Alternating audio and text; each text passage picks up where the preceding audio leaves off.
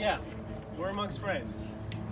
So I'm gonna project. I hope that I hope this is a good volume. If I need to speak up or something, just let me know. Maybe put a ear signal. I want to start off by just thanking you all for being here and just acknowledging a little bit about what this is about. So we're here at the Harvey Milk Park. As you all know, Harvey Milk was an activist. I'm a progressive. I'm a democratic socialist. I like to say that I come from a legacy of activism. That we wouldn't have the rights we have in this world that we have today if it weren't for the people who stood up for their rights in many generations before us. I like to believe that we are passing on an intergenerational torch, a torch that burns for justice. So I want to read to you all just a quick Facebook post that I wrote the other day. I have a long speech, and I'm not going to read that because I don't like people reading speeches at me, which makes me think that next time I'll just do bullet points. So that said, I want to talk a little bit about what our vision is.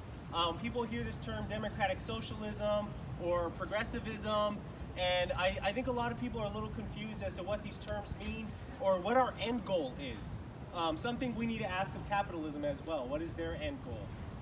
I think it's the end of us. But in our vision, society is concerned about what type of world we leave behind for future generations. Society is geared around the needs of the children. And because we are concerned about their needs, of course we take care of the earth. Of course we eradicate ridiculous prejudices like racism, sexism, and other abysmal isms that have no place in a world built for a better society, built around the needs of the children. In our world, we age gracefully and with honor, and we honor the elders, expecting the same when our time comes. In our world, the journey from womb to tomb is an experience of mutual appreciation for one another, the earth, and all the richness it provides. Folks, I just want to say that there's nothing imaginary, nothing fictional about this world. They like to tell us that it's impossible. The people who spew this nonsense want you to believe that we cannot create this world. And I want to tell you here today with absolute certainty that not only is this world possible, but it's necessary. We have to build a world based around the needs of our children. We have to build a world where we age gracefully. We have to build a world where we take care of the planet and each other. This is not an option. This is not a maybe. This is a must. This world that they have built for us, this world of theirs, is on a path of self-destruction, and it will lead to a certain doom. This is a scientific fact. We must offer the world a much better future, a future to believe in. And that's what democratic socialism is about to me. That's what progressivism is about. For folks who don't know, my name is Elliot Gonzalez. I'm running for Long Beach City Council here in the 1st District. I'm running on a platform calling for a Green New Deal, which includes a shift to 100% renewable energy and divestment from oil. This is probably one of the most important financial decisions that a society can make, is to divest itself from the fossil fuel companies, which are literally destroying the planet, destroying the air, polluting the water, will leave us with no future to leave behind for future generations. We must make this divestment as a moral divestment. And we must invest the same resources that we somehow found to extract resources from under the ground. We must make that same investment to investing into above ground sources of energy, renewable energy, the sun and the wind. I'm not the first person to talk about this. This is an idea Jimmy Carter talked about. This is an idea Barack Obama talked about. This is an idea George W. Bush said we have to get off of our dependence on oil. He was talking about foreign oil, trying to improve domestic, but either way, we have to get off of this stuff. Now, folks like to ask me, Elliot, that's great. I care about all this stuff. I care about the environment and clean air and stuff like that. I think most people do. The question that we always are asked, well, how are you going to pay for it all? Folks, this is one of my favorite things to talk about. I'll tell you exactly how we're going to pay for it. We're gonna do what they use, what they do, the energy industry uses. We're gonna use a bank. We're gonna use a public bank, and this bank is going to be backed by the public. I believe that we need to stop banking with Wells Fargo, with Citigroup, with Chase Bank. What they have shown us is that they will leave us high and dry, that they will essentially remove a lot of the wealth from the economy, from the working class, and take that money, whatever money we earned, and bet against us. We end up fighting them on energy projects. We need a public bank that is owned by the public, with the public's interest the public's best interest in mind. That's a big part of why we're running. So when people ask what we're running on a Green New Deal. We're running on a public bank. Also, I understand that a lot of people are concerned about global warming, and they're concerned about these major banks and how they're ripping us off and taking money at the ATM and taking money out of your checking, taking money for you to have access to just access your own money. But most people, when I talk to people here in Long Beach in the 1st District, number one issue isn't global warming or banking or any of the progressive agenda, it's housing. Conservative, Republican, moderate, whatever your economic situation, your political persuasion, we are in a housing crisis. This is a sign of an unhealthy economy. We were in a housing crisis 10 years ago. That was a warning sign that something wasn't right. This is a warning sign that something isn't right now. We must build public and affordable housing. Again, Elliot, where are you going to get the money from? Folks, let me tell you, if you go around downtown Long Beach, I've lived in this community for 12 years now. If you go around downtown in the 1st District, you'll see tons of new buildings. So we built housing. It hasn't been public housing, and it hasn't been affordable housing. So for those of us who are looking for something that we can afford, we have built housing, just not for you. We built housing for other people, people who may not even live here. In fact, a lot of these buildings that have been built over the past 10 years still aren't fully occupied.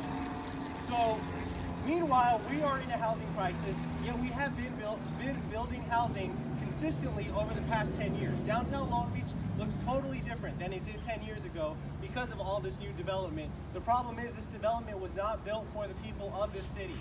We need to build housing for the people of the city. I don't know why we are building housing for other people who don't even live here yet.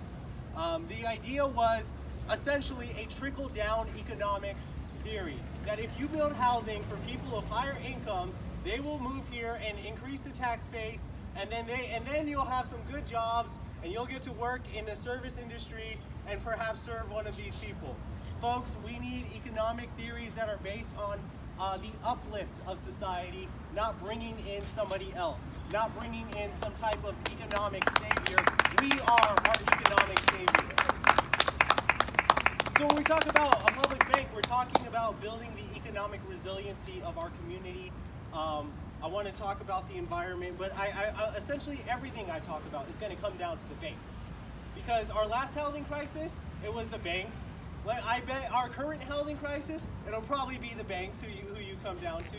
Our oil and our gas and our coal and our dying planet in these next 10 years, which are absolutely essential.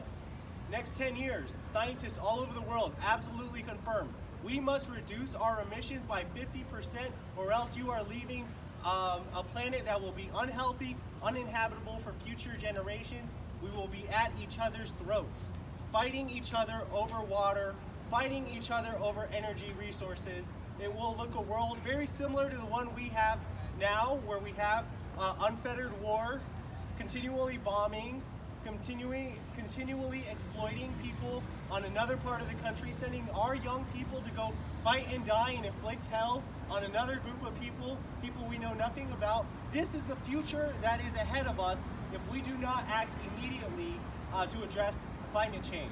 Not to mention water scarcity, not to mention food scarcity, not to mention higher temperatures, not to mention the effect on biodiversity, 60% of which is now at risk of becoming extinct. So I like to talk about the banks a lot, because as we look to address these global issues, climate change, housing, poverty, they're the folks with the money.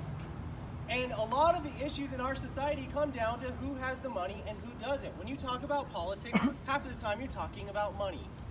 So we need to have some money.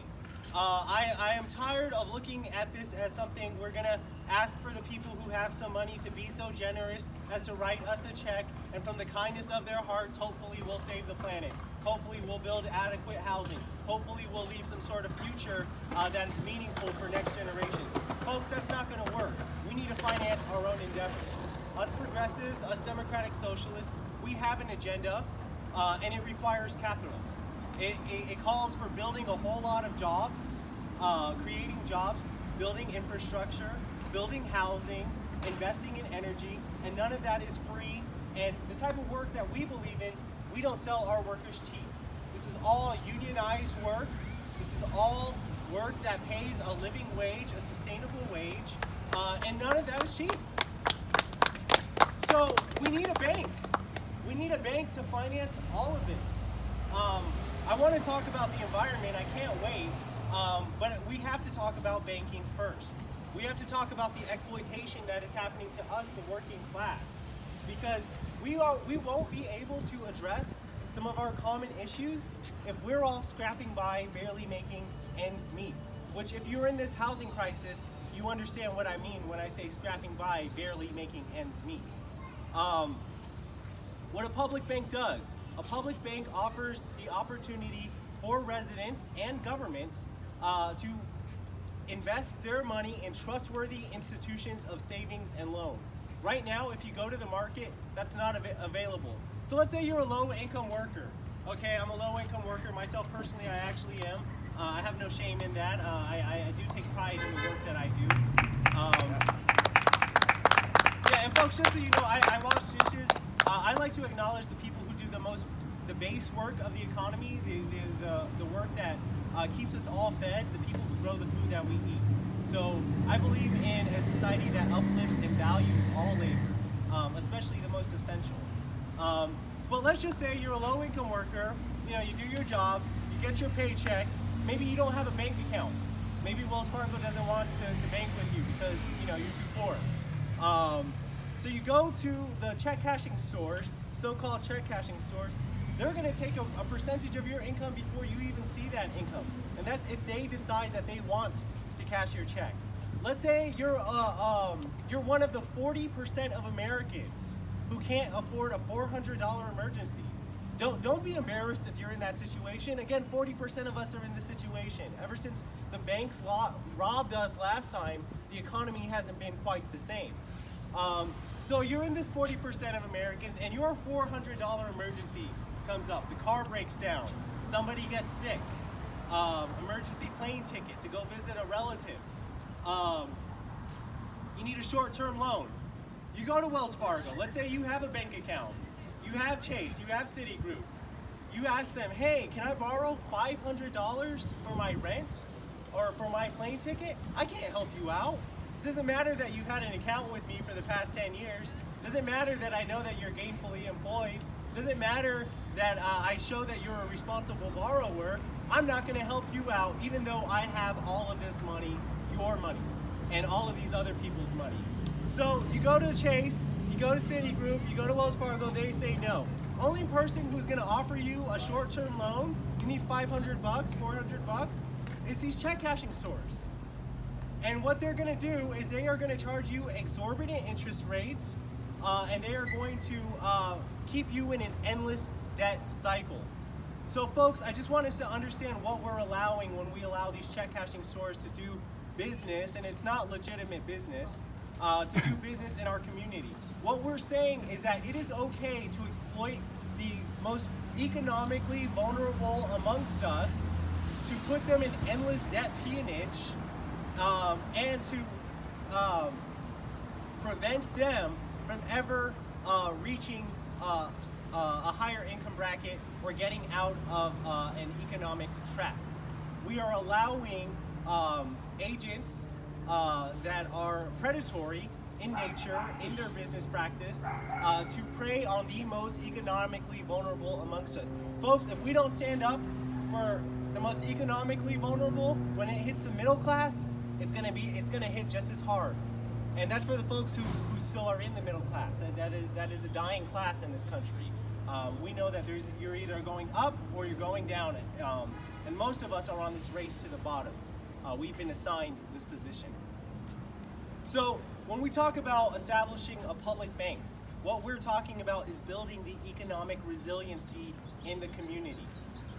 This, first and foremost, is how we are going to build a sustainable economy. You need a trustworthy institution of savings and loan. Wells Fargo, Citigroup, Chase Bank are not trustworthy. They've already been caught in the business of fraudulence. They've already been caught breaking multiple laws. They've already been caught targeting African American, Latino, veterans in our community in the last housing crisis. They've been caught. They've been penalized. Those minor fees that they wrote to the government is nothing on that great fortune that they got off the backs of the workers, taking our homes, taking our savings, taking our retirement, our pensions. So when we talk about establishing a public bank, again, folks, I say this not as, oh, wouldn't that be nice?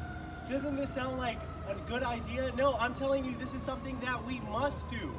If we are serious about economic resiliency, if we are serious about the social uplift of society, if we are serious about preventing the next economic catastrophe that they will plan that will benefit them and leave us high and dry. What do I mean by benefit them? So you guys might remember 10 years ago, the news, nonstop. George W. Bush told you, I'm on my way out. I need you guys to bail the banks out. Democratic President Barack Obama said, yeah, we're going to help bail out the banks. 10 years go by. It seems like there's this crisis. The banks need our help. They are now 4 times larger than they were back then. Back then, they were too big to fail. So despite their fraudulent activity, despite their predatory activity, despite them taking people's homes and savings and wiping out most of the wealth from the economy, they are now 4 times as big as they were then. Folks, we are asking, if we do not stand up and prevent a situation from happening, we are basically asking for trouble if we continue to allow these, I guess you could call them economic hitmen, economic gangsters, to control the economy. They are not leaders unless you call that leadership leading us in the wrong direction. They are leading us on a path to the bottom. So those are the cases for the public bank, and I could go on, but we have a lot of other issues. I told everyone that I would try to wrap this up in under an hour. I also want to leave some time for questions and answers. So I could go on about public banking, but I just want to encourage you all to look up that term, public banking, what that means. I believe that it is time that we build a public bank here in Long Beach. We offer something for our residents, something that is a trustworthy institution of savings and loan. One other thing before I wrap that up. So let's go back to that person, and it could be you, again, no embarrassment, who needs a $500 emergency. With a public bank, if we show that you're a responsible borrower, if we know that you are actually going to pay the bank back, we can offer you that $500 loan at a reasonable amount of interest, low interest, or almost no interest, to help you build your credit. And I don't know anybody else who is offering this opportunity. That maybe low-income borrowers might like to help build their credit to establish themselves towards the middle class. Nobody's really offering that. A public bank, because it is set up by the public for the best interest of the public, actually offers something to the public that is meaningful. So I just want to share that with you, because I know a lot of us may be in that 40% or know someone in that 40%, and I want you to share with them that there is an option for us to build wealth in this country. It starts with the public bank. So I want to talk also about the environment. For those who may not know, I've been involved in the environmental movement for the past 10 years. I'm 32 years old, maybe 12 years. I'm 32 years old. I got started when I was 20. My first project was trying to save a park that was on the main library. This was a public investment that we had made millions of dollars. We're tearing that library down, but I thought that it was worth saving. I had a vision then, and I still have a vision now, for green roofs everywhere I go, where rooftops are obtaining energy and giving it directly to this building, reducing our reliance on fossil fuels, reducing our reliance on a grid. It'll also improve vegetation, provide habitat for birds, animals like that. So I got first started over there at the library. I went on to found the Green Long Beach Festival. This was a festival to create awareness about nonprofits and other organizations that are essentially working to save the planet. I also served on the City Sustainability Commission from 2010 to 2018. During that time, I got the opportunity to serve as chair for a brief moment for 2 years. We proposed the most progressive agenda on the Sustainability Commission. We had the first review of oil and gas operations, something that had never been done by our city council, something that perhaps the city council or our elected leaders thought maybe the public might not care about. Why would the public care about the city's oil and gas operations? As long as we keep the parks going, I guess they thought that it was okay to continue our oil operations without asking any questions. Questions like, where does the water come from? Where does the water go once you're done using water to extract oil? So for folks who are unfamiliar, to get oil out of the ground, it takes copious amounts of water, usually fracking or acidizing. All of the good stuff has basically been tapped out. I think folks might have heard of the term peak oil. During the 1970s, they were rationing gas. It's because oil had reached its peak. It's only because of technology that involves the utter degradation of the soil, of the water, of the land, that we're able to extract that last bit of oil. Or maybe they are able to extract that last bit of oil. So on the Sustainability Commission, we did get to have a review of oil and gas. So when I talk about the environment and why I'm running for Long Beach City Council, folks, I want to pick the conversation right where I left off. Except this time I don't want to be on the Sustainability Commission, I want to be on the City Council. And I want to hear the same public comments I heard before, and I want to encourage more public comments. I believe you, as members of the public, have a right to know what our city is doing, what the oil and gas companies are doing, and most importantly, I think that we all collectively need to make a decision as to what we're going to do with the fossil fuel reserve that our city sits on. For folks who don't know, Long Beach sits on the third largest oil field in the contiguous United States. The plan for the oil developers is to extract that oil to the very last drop. Doesn't matter that the climate is changing. Doesn't matter that it causes heart disease, asthma, cancer, low birth weights for nearby children in the refineries where this oil will be refined in Wilmington, in Carson, in San Pedro, in West Long Beach, in North Long Beach. None of that matters to them. Your health impact, the future of life on this planet, they're in this operation for profits. They're a business, they're a corporation. It's nothing personal. They don't have feelings, it's a corporation. I believe that the people of this city need to be involved in a conversation with these oil companies, and collectively we need to decide, are we going to allow them to drill baby drill to the point of exhaustion, disregard the planet, disregard human health, or are we going to stand up for our future? Are we going to stand up for future generations? Are we going to stand up for all of these many people whose lives are affected by pollution currently? And are we going to tell these oil operators, I'm sorry, but you can't have this oil that our city sits on? We're more concerned about our future. Folks, I'm not going to be able to take on oil alone. None of us are. Not me, not Bernie Sanders. None of us are going to be able to take on the oil companies. The only way we can do this is if we do this in coalition and if we do this as a collective. I believe that we need to have a conversation about oil and gas. And I'm running for Long Beach City Council because I have the courage to have a conversation. And whoever runs for this seat, you need to ask them, do they also have the courage to have a conversation? Are they willing to do what the science says we must do? Again, this isn't an ask. The science isn't asking what you want to do. It's not asking what the opinion is of the market. It's not asking how much tax revenue you're getting. The science is telling us we must keep fossil fuels in the ground if we want to leave a healthy planet. I have the courage to say this on the city council. I have the courage to fight for this on the city council. This is my lifelong work. I'm asking you all to join me. When I'm on the city council, I'm asking for you to support me, to help me get elected, but I also need you in the audience that day. I need you speaking up against Marathon Oil, speaking up against Endeavor, against ConocoPhillips. I'll do some questions at the end. I'll do some questions at the end. No, you and I are both socialists. I'm an anarcho-communist. Okay, 1 second. I'll do questions at the end. I need us to demonstrate public courage. So part of the reason why I'm running, it's not just about me.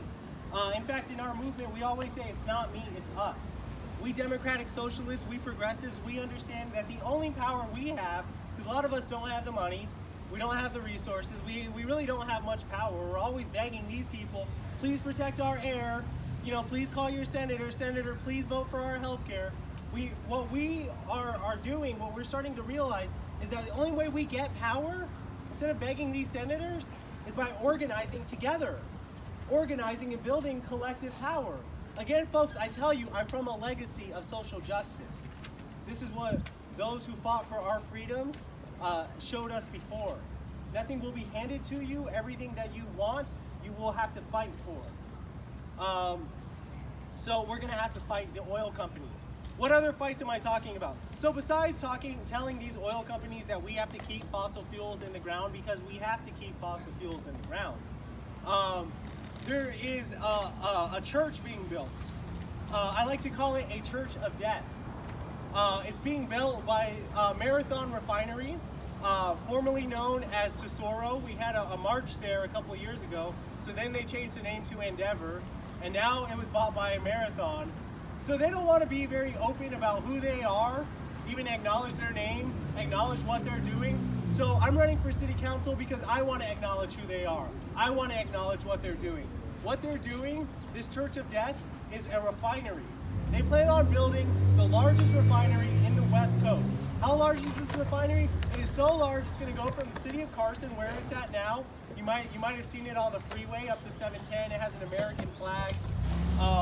That refinery is going to expand all the way out here, past into West Long Beach, into Wilmington. Largest refinery in the West Coast. It's going to take in some of that crude back in shale from North Dakota. It's going to take in the tar sands where they're ripping up the forest in Canada, literally skinning the earth to take that last bit of oil out of the sand. It's going to take petroleum pumped here in Long Beach if we don't stop them. And it's going to refine it, and it's going to burn it into the air, and this is why I call it a church of death, because, people might have different opinions about God, Mother Earth, but capitalists, they do have a God, and their God is money. And so they will build for their God an altar, a church of death, and they will sacrifice upon this altar the lungs of the children in the community of Carson, in Wilmington, in North Long Beach, in West Long Beach. They will ensure that asthma rates, which are already pretty bad, already some of the worst in the nation, that this air, which is the worst in the nation, will become even worse. They will increase rates of cancer. They will increase rates of heart disease. They will increase the heavy metals that are in the air, the poisons that are in the air. And folks, a lot of us have these heavy metals in our blood right now. Our bodies have adapted to it. What we do now, it's sort of like taking straws. Not everyone here is going to get sick because you breathe this air, but it is very likely that someone will. So by breathing the air that we have now, our current state, we're all pulling straws, someone's going to get a short straw. What happens when they build this refinery, this church of death, they're just cutting more straws. More people will get cancer. More people will get asthma. And folks, I get really emotional about this stuff because cancer's serious. If you've ever lost anyone to cancer, if you know anyone who's ever fought cancer, maybe they fought it. I'll tell you, it's a very serious ordeal. And to know that we will allow a company to cause cancer is outrageous. So folks might say that our agenda, the progressive agenda, the democratic socialist agenda is extreme. There's nothing extreme about it. What's extreme is allowing a company to cause asthma, to cause climate change, to allow them to put lead, to put mercury, to put heavy metals, nickel, cadmium into the environment. That's extreme. That's outrageous. So folks, if that means that I have to run for city council so that I have a pulpit for us to stop this refinery as a coalition, my name is Elliot Gonzalez, and we are going to stop this refinery. We are going to take on Marathon. That's why I'm running for city council. And folks, again, let me tell you, I'm not going to be able to stop this. Bernie Sanders is not going to be able to stop this. Governor Newsom is not going to be able to stop this. What's going to stop this is a collective coalition effort, working with our partners, working with our community, our neighbors, putting aside our differences and coming together over the commons, our air, our future, our children. I may not have any kids, but when it comes to climate change, when it comes to the world we're going to leave behind, they're all our kids. I'm not the parent of any child, but we are the village. And we have a collective responsibility to these children. All of them precious. All of them deserving clean air.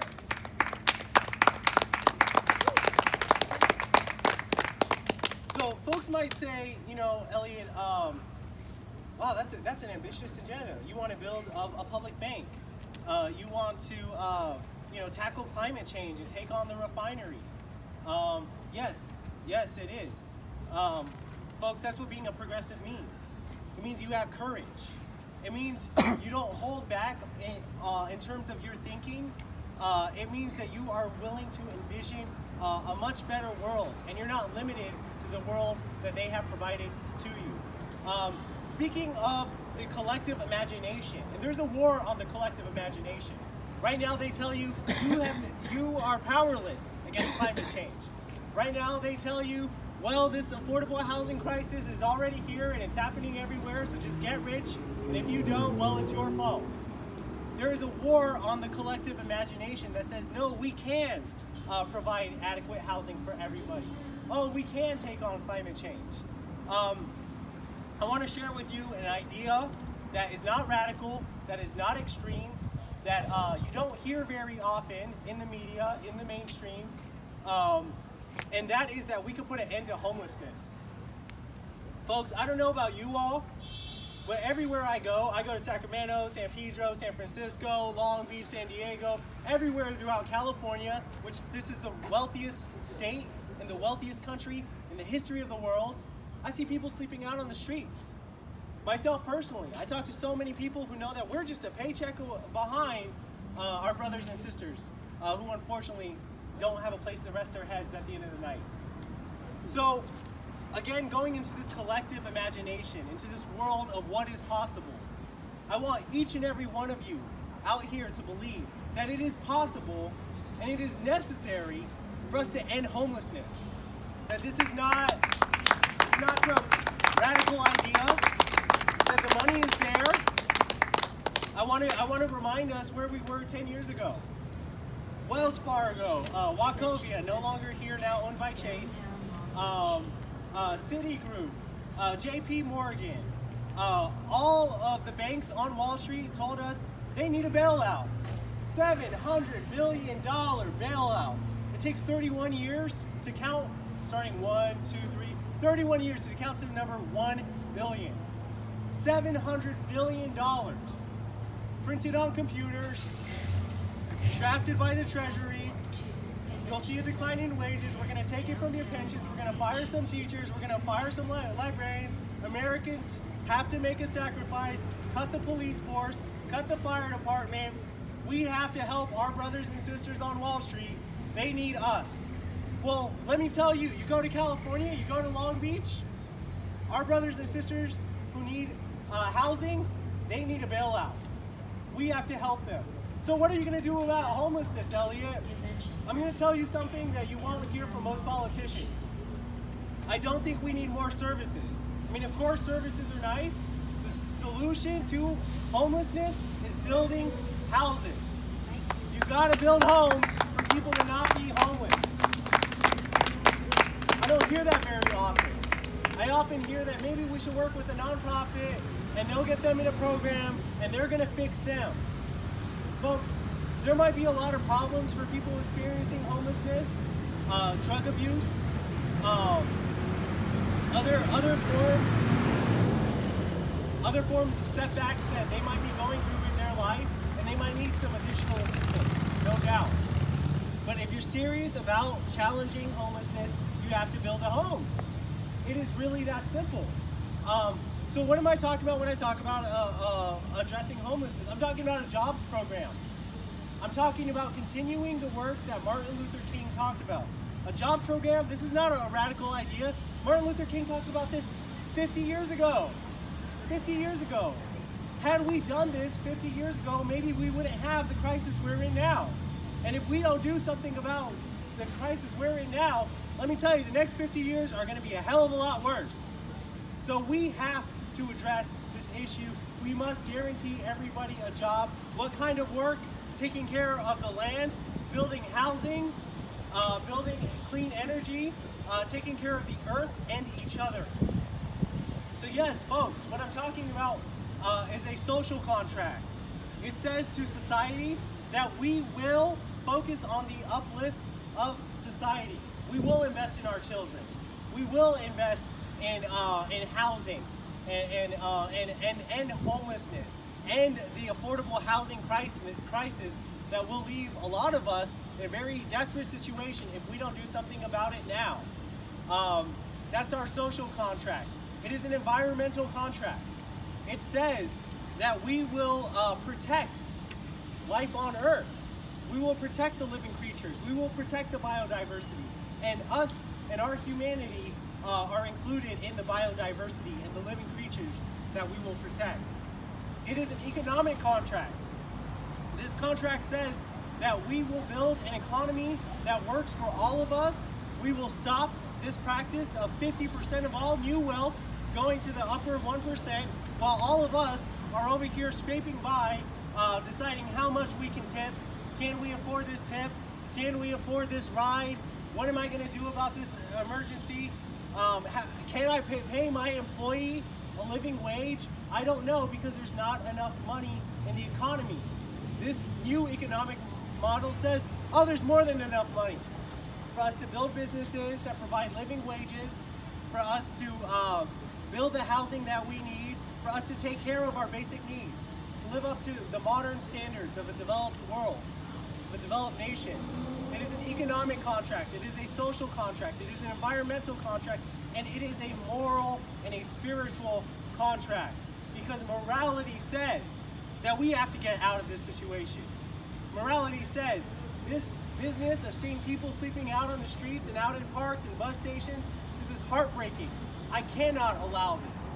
Morality says that knowing that we will leave a planet that is unsustainable for future generations is unacceptable. This is our humanity calling out to us. I like to say spiritual. Some people may not have views of spirituality. I understand that. You know, you might have your issues with God. Totally been there. I understand that. We're not here to judge. We're not here to preach. Myself personally, I do start my political views on a spiritual practice. I look to the generations of the past, and I honor the four directions. And so when I look to the generations of the past, I know that we have to make things right with the original people of this land. We all know how this land was acquired. We have a responsibility to make sure that the indigenous people are not left behind in this conversation. We have a responsibility to make sure that those people who have been historically left behind and disenfranchised will not be when we make this Green New Deal. I look to generations of the future, and I know that we all have a responsibility to these generations to fight for them. As somebody who got to go to what they call an integrated school, back when this country practiced a nasty business of separating people by their races, I wouldn't have had those freedoms if people didn't fight for our abilities to have the world that we have now. So we look to the generations of the future and we tell them that we will fight for you. I look to the direction of the south, to our Mother Earth, who's in great peril. And folks, I'm not magic. All of us can listen to the Mother Earth. All of us are born onto this earth as a natural living being with a connection to nature. And what I hear from the earth is that someone needs to fight for her, and that is us. I look to God, and I believe in God, and I understand if maybe you have issues with God, but I believe in God. And I ask God for the spiritual resiliency, for the guidance, for the strength to help us endure. Because back when we had an anti-war movement, back when we had a civil rights movement, back when we were in major struggles as a nation, there was a spiritual practice.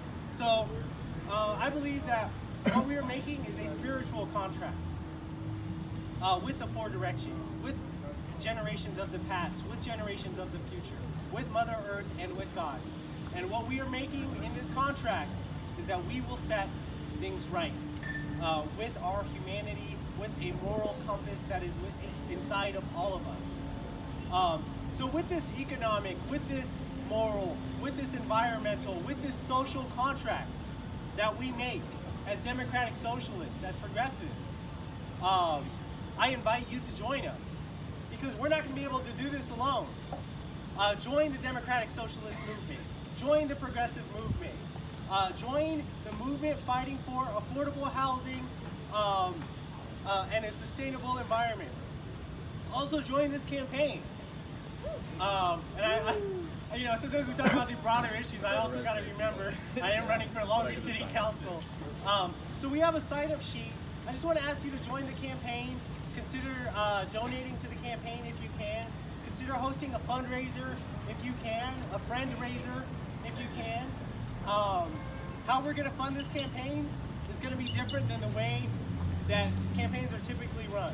So for most politicians, if you run for office, this is what you do. You find the wealthiest people you know, you assess them based on your perception of how much money they're bringing in, and you ask your wealthy friends, hey, can you get some of your wealthy friends and have an event for me, and I'm going to ask for donations, $500, $1,200, maximum donation between you and your spouse. Folks, that's not how we're going to do this. We're going to do this through small donations. We're going to do this through community activism, through community organizing. I want us to fundraise and organize for our issues, organize for organizations that will endorse me, and we'll get all the support that we need. I've never had money. I'm from the working class. I'm from the working poor. Money is not my biggest concern when it comes to this campaign. My biggest concern is, did we raise the political consciousness enough? Are people enough in touch with their moral compass? Are people ready to fight back against the oil industry, against the banks? Are they ready to fight for our humanity and our future? That is what I'm going to judge this campaign on, not how much money I made. The money will be there. The money will be there. I've always believed that. I'm not going to let something as like a lack of funds be an impediment to this campaign. So I want to ask for your support in any way that you can, whatever way that you can, to support this, to support me for Long Beach City Council. I would love that, but also to join this movement, because it is a political movement, it is a moral movement, it is an environmental movement.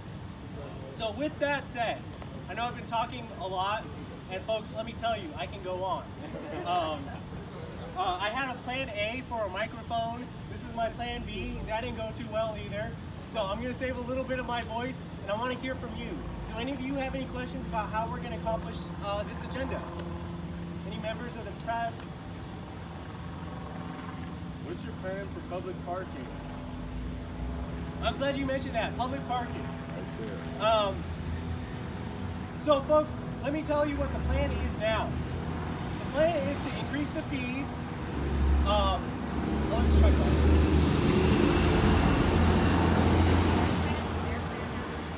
What happened? You're saying their plan now, not your plan? Yeah, their plan is to increase the fees, continue to target low-income neighborhoods that are disproportionately affected by lack of parking.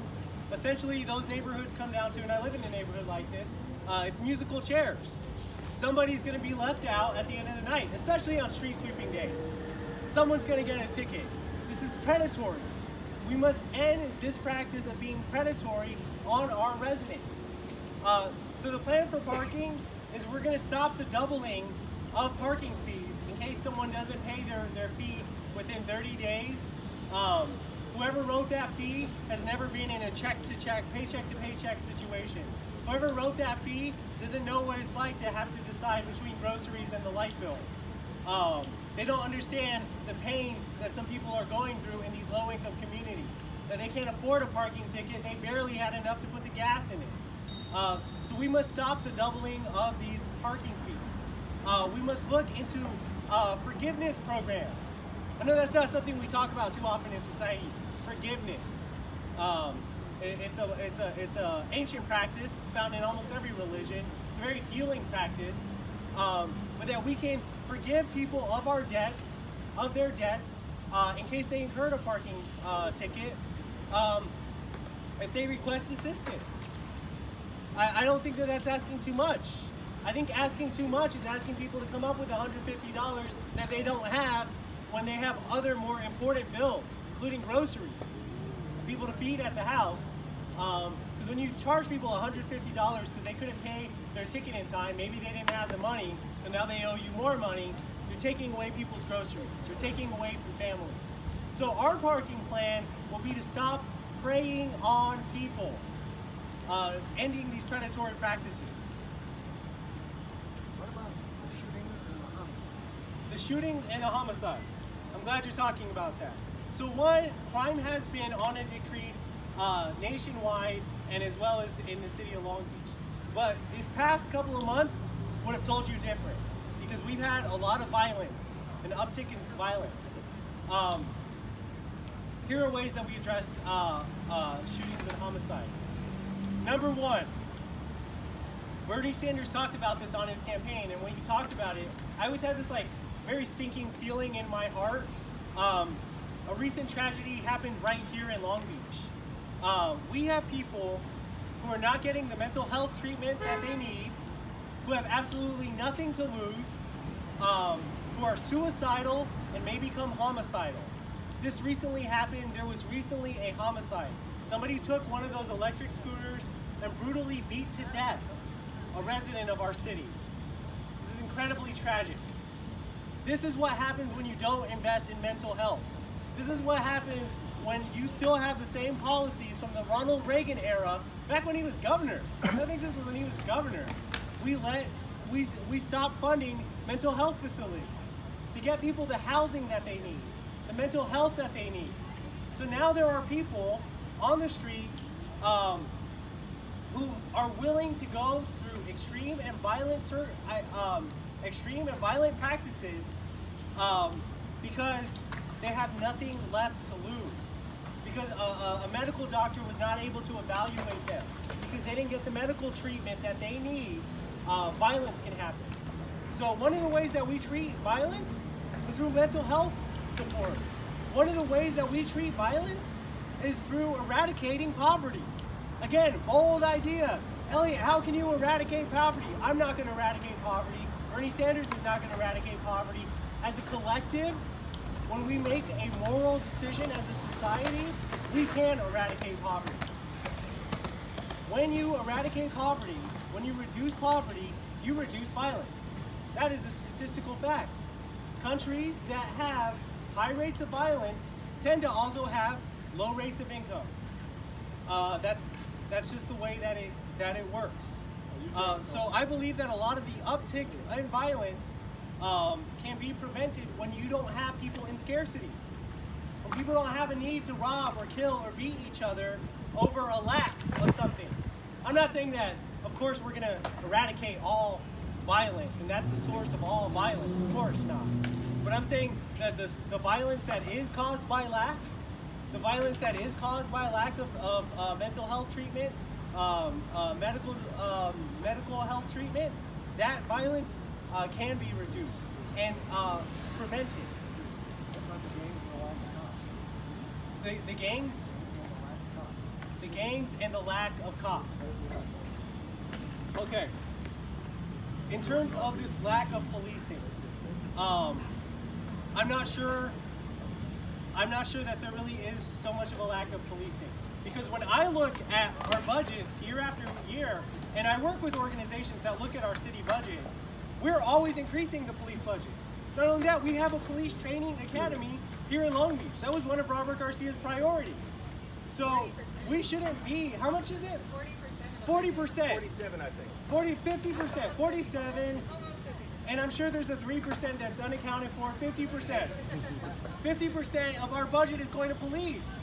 So we cannot do more than half of our budget on policing. We need to find other ways to reduce crimes. How about we try uplifting the lives of people?